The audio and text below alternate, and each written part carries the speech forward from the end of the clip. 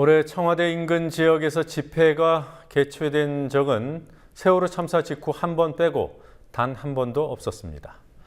현행법은 청와대로부터 100m 이내의 집회만 불허하고 있지만 경찰이 집시법을 마음대로 해석해서 청와대 주변의 광범위한 지역을 이른바 성역으로 관리하고 있었습니다.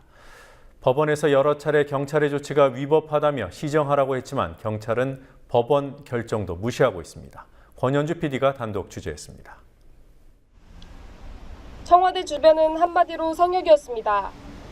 청와대 인근에서 집회를 하겠다고 신고한 경우는 지난달까지 100건이 넘지만 경찰은 4월 29일 세월호 유가족들이 참석하는 소규모 집회 단 한 건을 제외하고 모두 금지를 통보했습니다.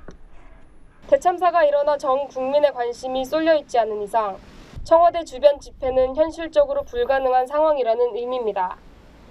하지만 이는 현행 집시법에 배치되는 불법 상황입니다.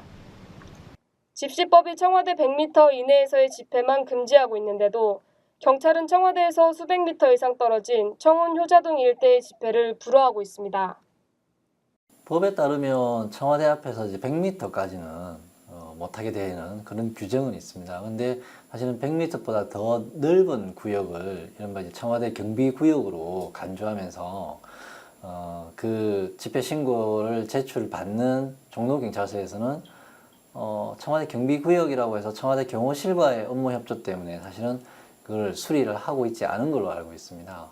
사실상 청와대 경비구역이라고 해서 경복궁부터 청와대까지 100m도 훨씬 떨어진 구역에서도 지금은 거의 불가능하다, 그렇게 보는 게 맞습니다.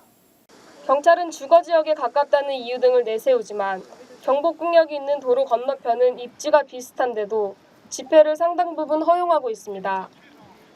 올해 8월까지 청와대 쪽 지역에 신고된 집회는 단 한 건만 허용된 반면 같은 기간 도로 건너 광화문 쪽 지역에서 허용된 집회는 모두 139건이었습니다. 이 기준도 경찰 마음대로입니다. 사안이 민감하거나 전국이 경색된 경우에는 광화문 쪽의 집회도 무더기로 금지해버립니다. 지난 6월 10일 60만 민 공동회가 세월호 추모제를 위해 청와대 인근에서 광화문 주변까지 모두 61곳에 집회 신고를 냈지만 경찰은 이를 모두 금지시켰습니다. 청와대에 항의 표현을 하겠다는 이제 시민들이 61곳 정도 이제 다양하게 집회 신고를 한 건데요.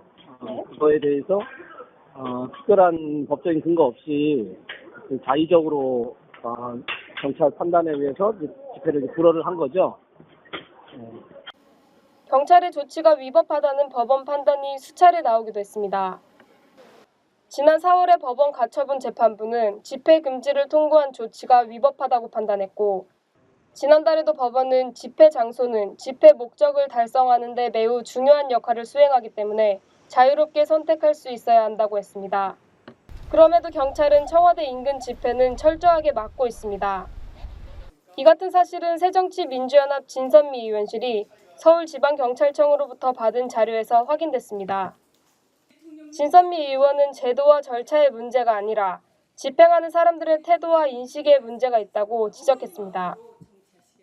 결국은 그것에 대한 위험성을 판단하는 것에 대한 입장 차이인데 결국 그건 반대로 생각하면 잠정적으로 모든 집회 시위를 하고자 하는 집회 시위를 통해서 무언가를 표현하고자 하는 국민들을 잠정적인 테러 분자 아니면 그 청와대에 대한 어떤 폭력적인 어떤 행사를 할 수 있는 그런 잠정적인 그런 폭력으로 전제하고 있지 않으면 이런 식의 결과가 나오지 않지 않을까 그런 생각을 하는 거죠.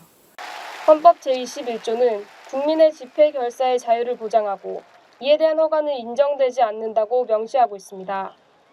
하지만 청와대 인근 지역에서는 헌법조차 무시되고 있습니다. 국민TV 뉴스 권현주입니다.